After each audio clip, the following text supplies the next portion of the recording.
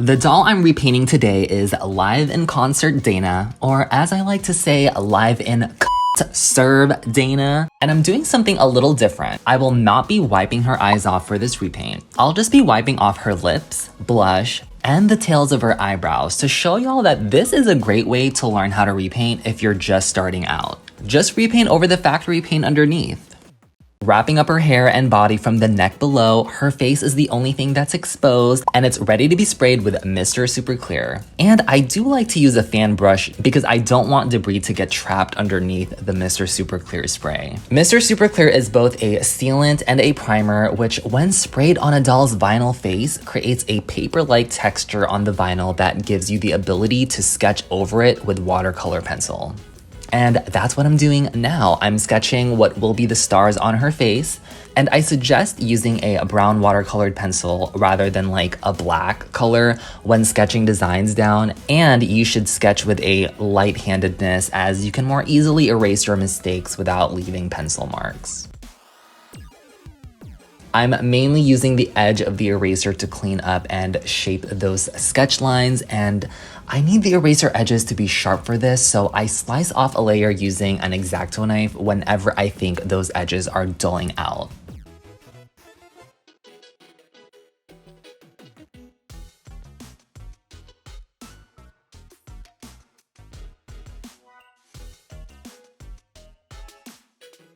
Those stars are looking so good. I'm very satisfied with the shape, how they all look together, and it frames the eyes very well, and so I'll sketch out the lips now.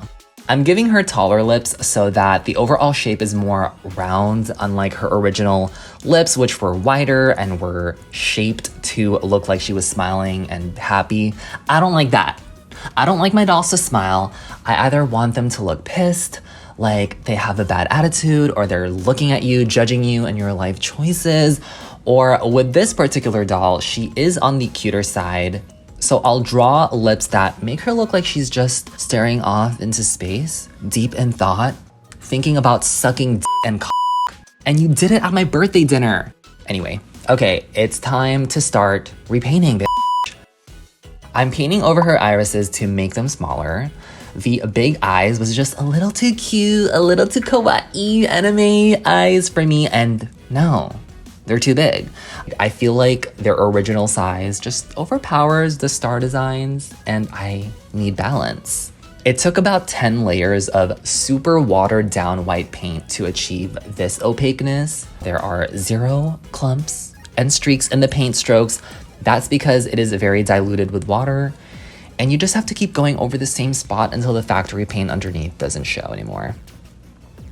I'm sketching out the shape of her iris to as perfect a semicircle I can get, and it pretty much is.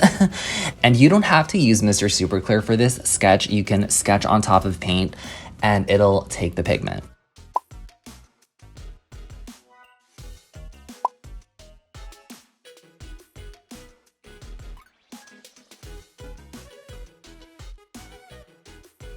Now that I've painted her new eyes with these muted blues, I'm going to go ahead and paint the stars. The sequence of the colors will loosely follow the colors of a rainbow, but instead of starting all the way from the left over to the right with red, orange, yellow, green, blue, and so on in that order, I'm starting the sequence from the middle of the face, and I'm starting it with the color orange, as you will see in a bit. And you may be wondering, why not just paint in the order of the colors of the rainbow since you know what colors they will be? Well, because the truth is I don't plan out my repaints. At least I've never planned them. That might change in the future.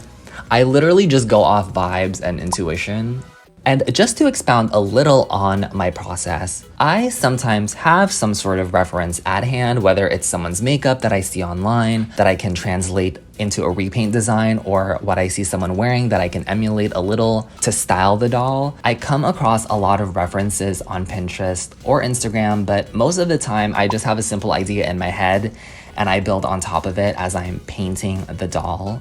For this doll, I had the idea of stars across the face.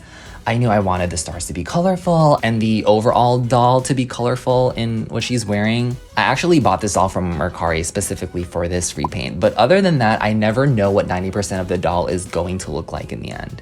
And I like it that way. Part of the fun of repainting for me is being surprised with what I come up with. I allow whatever color or design I put on the doll to sort of guide what the next color is going to be and where I'm going to put that color. Hence why you saw me sort of bounce around with which stars I was filling in with color. I was just vibing and going off of what I thought would look good next. And sometimes the energy of the doll can change literally by one detail, and it's your job to figure out what kind of doll you may end up with. And you can only figure it out by imagination. And it's so fun. It's stressful. It could be fucking stressful. You'll make mistakes. You might have to erase the whole fucking face and start over. But it's fun. For example, I didn't foresee painting metallic and glitter paint over the stars. I thought I was just going to leave them matte, but it looked unexciting that way, and I was called to paint them with glitter and metallics. Now I'm painting over her lips with this sort of tickle me pink color. And again, this took me like 10 layers of paint. Well, probably more, honestly, and it takes a bit of time. It's the trade-off you make to get that smooth paint job at the end. And I decided to not paint teeth on her and to just keep the mouth closed. Getting to the designing of her pupils, I'm first painting over those white catch lights with black because I'm going to give her bigger ones. And to do that, I'm taking the other end of my paintbrush that has this rounded tip to it, dipping that in white paint and carefully stamping it over half of the pupils and the inner irises circles. I'm adding a sort of highlight ring around the pupils using a light blue right before realizing these yellow twinkle stars were the perfect ornament to put in her eyes. I'm in love.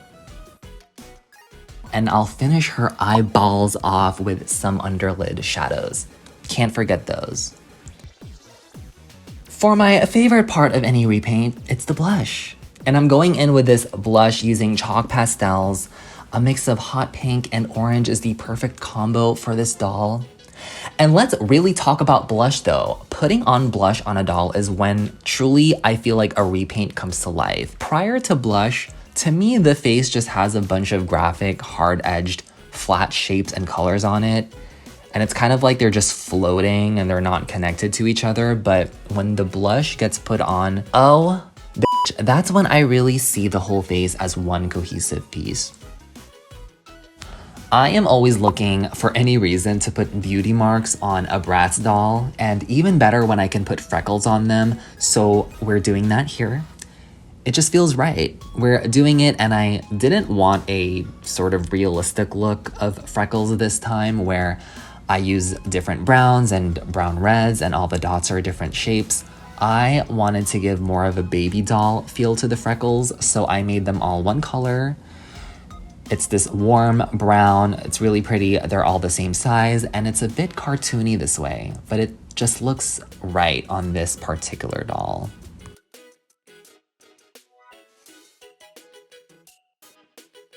There was something missing in the eyes area, and I figured it was the eyeshadow that needed some brightening up, so I'm painting a sky blue color on both lids. And that just looks so much better. Well, yes.